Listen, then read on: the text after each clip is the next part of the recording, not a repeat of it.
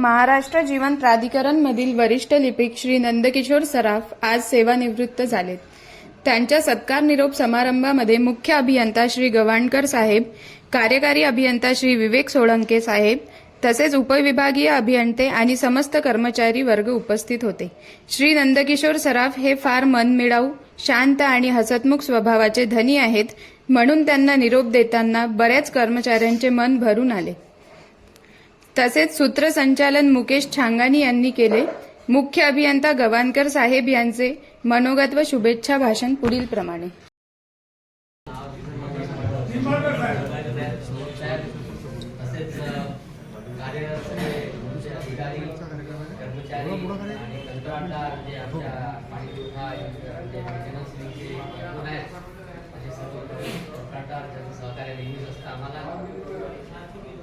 आजच्या या कार्यक्रमामध्ये सगळ्यांनीच विनंतीची तारीफ केली आहे, त्यात काही विषय नाही।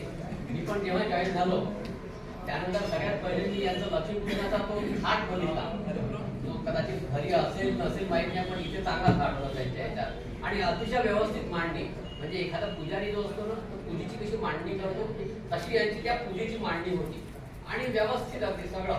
आणि मी पण 10-15 मिनिटं थांबायची इच्छा झाली, थांबलो मी तिथे आणि सगळं बघितलं आणि खरंच अप्रिशिएट करण्याला का त्यात काही विषय नाही। यांच्या कामाबद्दल सुरुवातीपासून काय व्हायचं की मी बरेचदा यायचं 10-11 मला काही काम पडलं तर आमचे साहेब असायचे आणि मग डिव्हिजनचं काम पडलं तर राहायचे एकुलते तेच उपस्थित राहायचे माझ्यासमोर आणि माझ्या शंकेचं निरसन करायचे किंवा जे काही मला डॉक्युमेंट द्यायचे आणि सांगितलेलं कामं खरंच तत्परतेने करायचे, यात काही वाद नाही।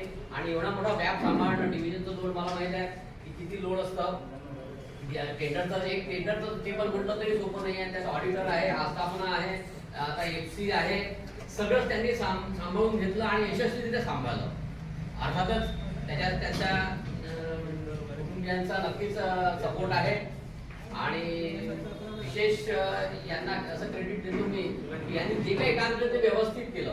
असं नाही की काहीतरी सातून मात्र किंवा ठेवलं असं नाही, खूप चांगलं काम केलं। आणि काय असतं की काम करताना 4 प्रकारचे आपल्याला काम करणारे आढळतात। आता भाषे बोलणं सारखे नसतात हे मान्य आहे आपल्याला, त्यात काय असतं की 2 फॅक्टर मेन असतात प्रत्येक व्यक्तिमत्वाचे, एक कमिटमेंट लेवल आणि एक कॅपॅबिलिटी। आता ज्यांची कमिटमेंट लेवलही कमी आहे, कॅपॅबिलिटी कमी आहे, त्यांनी नक्कीच इम्प्रूव्ह करायला पाहिजे, तो काही विषय नाही। पण काही लोक असे असतात की ज्यांची कॅपॅबिलिटी असते पण कमिटमेंट लेवल नसते, म्हणजे करण्याची क्षमता खूप असते पण कमिटमेंट लेवल नाही। आपण म्हटलं नाही यार आज होईल तर होईल याची गॅरंटी नाही। दुसरे असतात की ज्यांच्यामध्ये कमिटमेंट लेवल चांगली असते पण कॅपॅबिलिटी कमी असते, कधी कधी अशी परवडतात, ते कासव गतीने करतात पण करतात, कमिटमेंट आज द्यायचं म्हटलं तर देतात, ते त्यांची कमिटमेंट लेवल चांगली भले कॅपॅबिलिटी कमी आहे। पण काही लोक असे असतात की ज्यांची कमिटमेंट लेवल हाय आहे आणि कॅपॅबिलिटी पण हाय, त्यातले हे Nandu sir.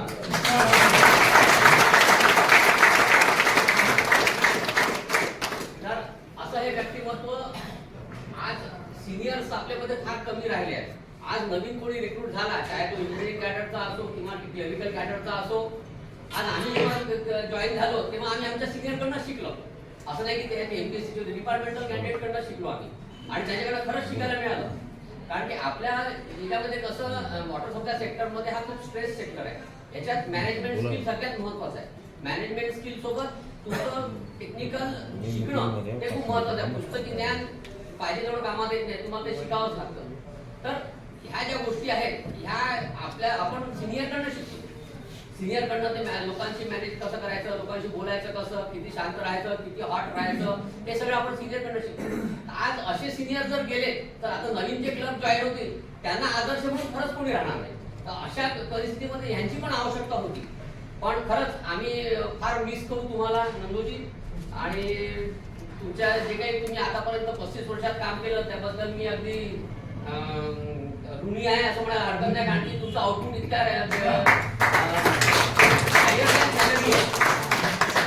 Than salary to receive, त्यामुळे तुमचा खरंच मी आभार मानतो। तसं तुमचं पण बहिणी आणि मुलींनी सगळ्यांचाच आभार मानतो मी आणि तुम्हाला भविष्याकरता शुभेच्छा देतो। धन्यवाद।